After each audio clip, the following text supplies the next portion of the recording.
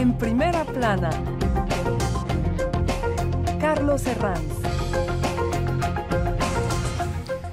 Bienvenidos en Primera Plana, un programa de Radio Francia Internacional y de France 24 en el que ponemos el foco en diversos asuntos de la actualidad. Esta semana para hablar del acceso al aborto en el mundo, un acceso muy desigual según donde estemos. Para ello contamos en este estudio con tres invitadas. Florian Balderán es periodista independiente, bienvenida. Buenos días. Contamos también con Angeline Montoya, periodista del diario Le Monde. Bienvenida, Angeline. Hola, buenos días. Y contamos también con la activista salvadoreña Sara García Gros. Bienvenida, Sara. Un gusto estar acá. La cuestión del aborto hoy en Primera Plana. Bueno, ya lo saben, la semana pasada una mayoría de irlandeses dijeron sí en el referéndum a favor del aborto. El gobierno de Dublín ya prepara esa ley. Ha tenido muchísimo eco internacional la noticia, sobre todo en un país, por ejemplo, como Argentina, que prepara un debate en su Cámara para el próximo 13 de junio. El otro lado de la moneda, la otra cara, vendría a estar encarnada por los países donde el aborto es más restringido. La mayoría de ellos situados en una región, en América Central. Hemos visto casos que han llamado mucho la atención en los últimos días, por ejemplo, en países como El Salvador. Vamos a hablar de ello hoy en Primera Plana. Antes repasemos algunas de las portadas que ha dejado este asunto en la prensa internacional. Portadas como esta de Irish Examiner, que dedicaba esta semana su portada tras el referéndum de Irlanda al triunfo del sí, explicando que el gobierno de Dublín presentará en pocas semanas ya la ley que legaliza el aborto. Página 12, en Argentina, la ola verde es el color que simboliza la campaña a favor del aborto de cara, como les contábamos, al debate que se va a iniciar el próximo 13 de junio en la Cámara Argentina. Desde Polonia, en la Gaceta Wyborcza, han destacado las manifestaciones de personas vestidas de negro por las calles de Varsovia protestando ante un nuevo intento del Ejecutivo de Varsovia para complicar aún más el acceso al aborto en uno de los países que ya de por sí tiene el acceso más complicado. Florian, ¿qué repercusiones, empecemos por la actualidad, qué repercusiones puede tener ese referéndum en Irlanda, ese sí de los irlandeses al aborto a nivel internacional?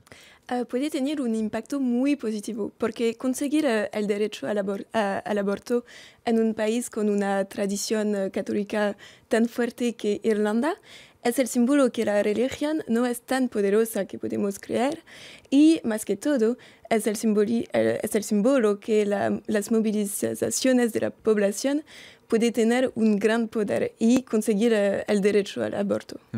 Angeline fue corresponsal en Argentina, conoce bien el caso argentino. El próximo 13 de junio debatirán en la Cámara esta cuestión. No sé si el efecto irlandés puede trasladarse a Argentina de cierta forma. Sí, yo creo, o sea, la lucha por el derecho al aborto en Argentina ya tiene muchos años, pero este acontecimiento claramente puede llegar a tener alguna especie de impacto, no sé si definitorio, digamos, de lo que vaya a pasar el 13 de junio, pero por supuesto es un ejemplo muy importante que van a usar las militantes por el derecho al aborto, justamente viniendo de un país católico hacia otro país católico de donde viene el Papa Francisco. Porque están las cosas muy igualadas en Argentina.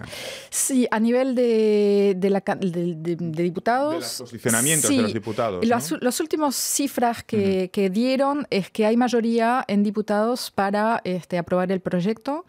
Todavía hay bastante gente indecisa, pero bueno, hay buena esperanza de que los diputados y las diputadas sí lo aprueben. Después va a ser otro cantar en el Senado, donde ahí puede llegar a ser mucho más reñido.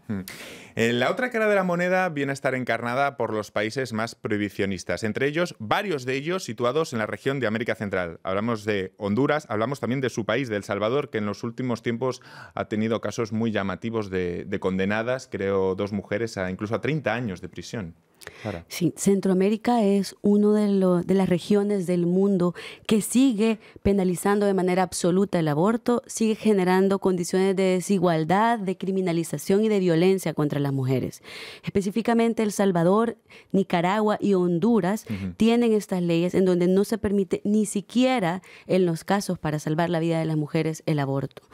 El Salvador ha tenido todo un proceso de debate, todo un proceso de diálogo y hay pruebas, hay contundencia en cuanto a las consecuencias que genera esta ley. Hemos visto los casos de las mujeres criminalizadas, de las 17, que son mujeres que han ido a hospitales públicos para solicitar una interrupción debido a una emergencia obstétrica o que han tenido también pérdidas que son involuntarias y que cuando llegan al sistema público se les denuncia y se les persigue. La situación del aborto en nuestra región definitivamente requiere de una mirada internacional y de la solidaridad, porque la voluntad política de los diputados, de los políticos, está indiferente a la realidad que vivimos las mujeres. Los países más prohibicionistas, hablamos de América Central, pero también aquí en Europa. Hay casos como Polonia y sobre todo Malta. El caso de Malta llama mucho la atención. ¿Cómo un país que forma parte de la Unión Europea puede tener leyes tan prohibicionistas? Es porque es un país muy religioso, con 90% de la población que es católica y con un clero que es muy poderoso en este país. Es el único país de Europa que prohíbe el aborto en con caso... penas de cárcel. Exactamente, 3 años de cárcel 3 años de para cárcel. las mujeres y su doctor. Pero un país que también es preocupante es Polonia, porque acá hay intentos de retroceso. A diferencia de Europa, donde casi todos los países tienen leyes que permiten aborto hasta la semana 12 o 14, depende de gestación, en América Latina hay 2 casos también que se vendrían a asimilar, que son los de Uruguay y Ciudad de México, creo recordar, ¿no, Angelín? Y Cuba. Y Cuba. Sí. Uruguay legalizó el aborto en las primeras 12 semanas del embarazo en el 2012. Y es el único caso en la región que ha legalizado el aborto últimamente. También Ciudad de México, efectivamente, el Distrito Federal, pero el resto de México no. Y el resto de los países, excepto los países que mencionamos de Centroamérica y República Dominicana, tienen causales, o sea que el aborto está prohibido, pero se permite en algunas situaciones. Chile, por ejemplo, el año pasado ha despenalizado el aborto en 3 causales: por violación, en caso de peligro para la salud de la mujer y en caso de malformaciones graves del feto. Es el caso de la mayoría de los países latinoamericanos. El problema es que raras veces se aplica. Es lo que se ha podido ver en el caso de esta niña en Salta, una niña de 11 años, violada por su padrastro, que quedó embarazada y no ha podido tener acceso a un aborto legal cuando debería haber podido, porque la ley argentina se lo permite.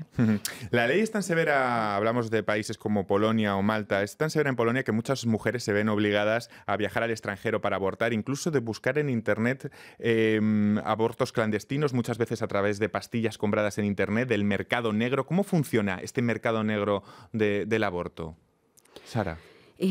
Definitivamente lo que generan las prohibiciones totales y la restricción a derechos fundamentales genera que se instalen mercados clandestinos y que las mujeres tengamos que vernos en la situación de viajar o en la situación de exponernos a un aborto inseguro. Y en los peores de los casos, como pasa en nuestra región centroamericana y en otros países del mundo, pues también se ve enfrentada al camino de la cárcel o al camino de morir por no tener acceso a un aborto legal, un aborto seguro. Entonces, definitivamente los países que penalizan totalmente el aborto, pues lo que están haciendo es sostener una doble moral, porque por un lado se está restringiendo, pero por otro se está generando un mercado que le permite solamente acceder a aquellas que sí tienen recursos económicos, que sí tienen información, que sí tienen las posibilidades. Y esto es sumamente injusto y profundiza toda la brecha de desigualdad social en nuestros países. Uno de los argumentos más utilizados por los opositores al aborto es que podría dar pie a un mayor número de interrupciones de embarazo y que podría ser utilizado como método anticonceptivo por cierta parte de la población. ¿Es refutable este argumento? Sí, en los países que han legalizado el aborto no se ha visto un aumento de la cantidad de abortos.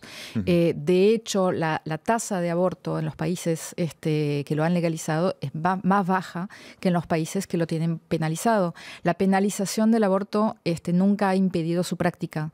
En Argentina Evidentemente, en los países en que el aborto es ilegal no hay cifras oficiales porque es una práctica clandestina, pero las estimaciones en Argentina, por ejemplo, oscilan entre 300.000 y 500.000 abortos por año, lo cual es enorme. Y aunque nos quedemos con la cifra más baja, 300.000 es muchísimo. Entonces, el hecho de legalizar el aborto no va a aumentar la cantidad de abortos, y esto se ha visto en los países en que se legalizó. El debate del aborto en Latinoamérica ha generado también un pequeño consenso, el de que falta educación sexual, algo bastante compartido por varios estamentos de la sociedad. En Argentina han pasado más de 11 años desde que se aprobó la ley que contemplaba la enseñanza escolar de métodos anticonceptivos y de prevención de enfermedades de transmisión sexual. Pero la opinión generalizada, Angeline, tú que lo conoces bien, es que no se ha llegado a buen puerto con esta ley.